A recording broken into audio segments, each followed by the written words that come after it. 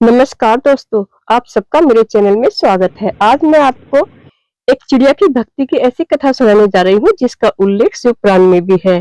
एक गांव था, उसमें एक सेठ सेठानी रहते थे। सेठ सेठानी बहुत ही रईस थे।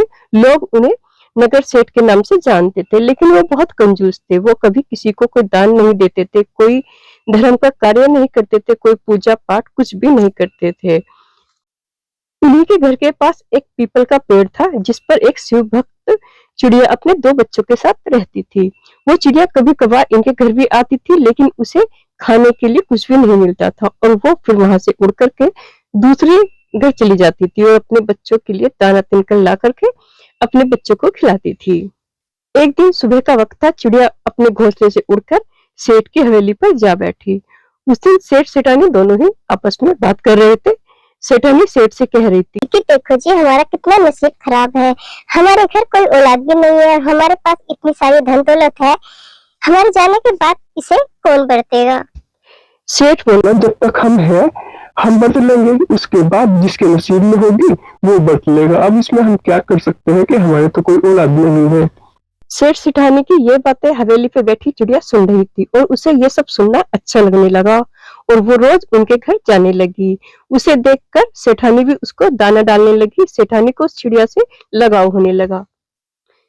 एक दिन चिड़िया ने सोचा कि ये सेठ सेठानी बेचारे कितने दुखी है और ये सेठानी इतनी बुरी भी नहीं है, तुझे दाना तिनका देती है, तो क्यों ना इसके लिए मैं शिव जी से गुहार लगाऊं कि इनके यहाँ कोई बच्चा दे दे। और ये सोचकर वो चिड़िया अपने घोंसले में आती है और अपने चिड़े से कहती है कि 2-4 दिन बच्चों का ख्याल रखना, मैं कैलाश पर्वत पर होके आती हूँ।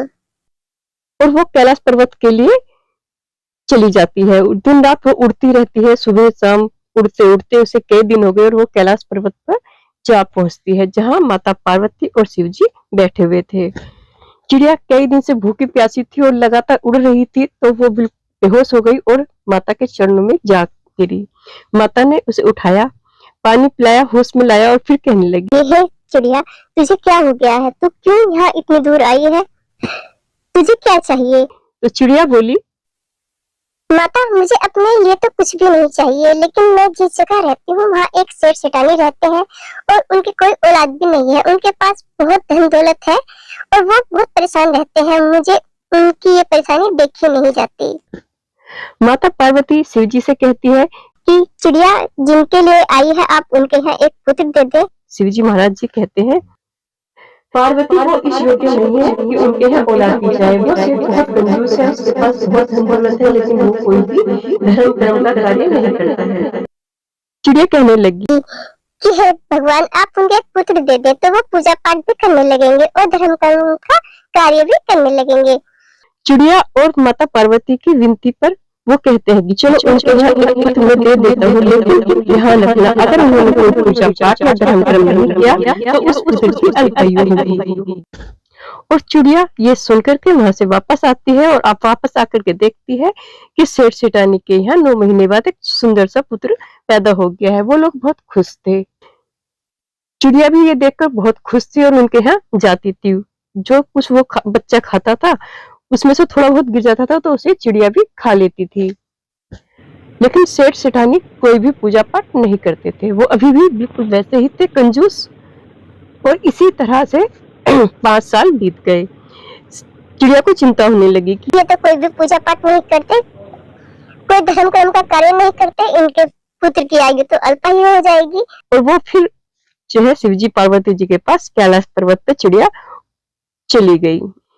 इसी तरह दिन रात उड़कर चिड़िया फिर उनके पास पहुंची और माता पार्वती ने कहा कि हे चिड़िया, तो तेरी इच्छा भी पूरी हो गई, सेठ सेठानी के पुत्र भी हो गया, तो फिर क्यों आई है यहाँ? मैं ये प्रार्थना करने आपसे आई हूँ। माता पार्वती फिर शिव जी से कहती है भोलेनाथ से कि भोलेनाथ, ये चिड़िया फिर आई है, ये कहती है कि वो अभी इतने ही कंजूस है, कोई पूजा पाठ नहीं करते सेठ सेठानी, आप उनके पुत्र की मृत्यु मत करना। तो वो कहते हैं ठीक है, मैं उन्हें ऐसे बुद्धि करता हूँ कि जिससे वो पूजा पाठ करने लगे और धर्म कर्म करने लगे और जाओ निश्चित होकर के। चिड़िया अपने घर आ जाती है। भोलेनाथ और पार्वती जी एक बूढ़े और बुढ़िया का वेश बनाकर उनके घर भिक्षा मांगने आते हैं, लेकिन सेठ सेठानी उन्हें भिक्षा देने से मना कर देते हैं। फिर वो कहते हैं, अगर तुम भिक्षा नहीं दोगे, कोई धर्म कर्म का कार्य नहीं करोगे, कोई पूजा पाठ नहीं करोगे, तो आपका जो ये पुत्र आंगन में खेल रहा है, ये शीघ्र ही मृत्यु को प्राप्त हो जाएगा। आपकी किस्मत में तो पुत्र था ही नहीं, वो तो आपके पास जो एक चिड़िया रहती है, उसकी गुहार लगाने पर हमने आपको ये पुत्र दिया है। तुम्हें तो उस चिड़िया का आभारी होना चाहिए।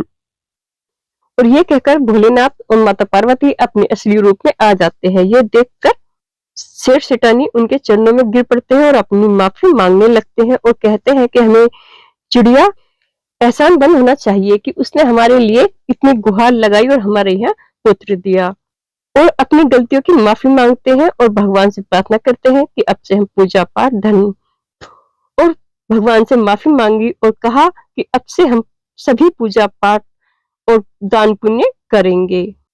और चिड़िया से पूछा कि किस तरह से हम भोलेनाथ और माँ पार्वती को खुश करें, कौन सा हम व्रत करें, कैसे पूजा पाठ करें। तो चिड़िया उन्हें बताती है कि महाशिवरात्रि आने वाली है, आप महाशिवरात्रि का व्रत रखें, भगवान भोलेनाथ खुश होते हैं।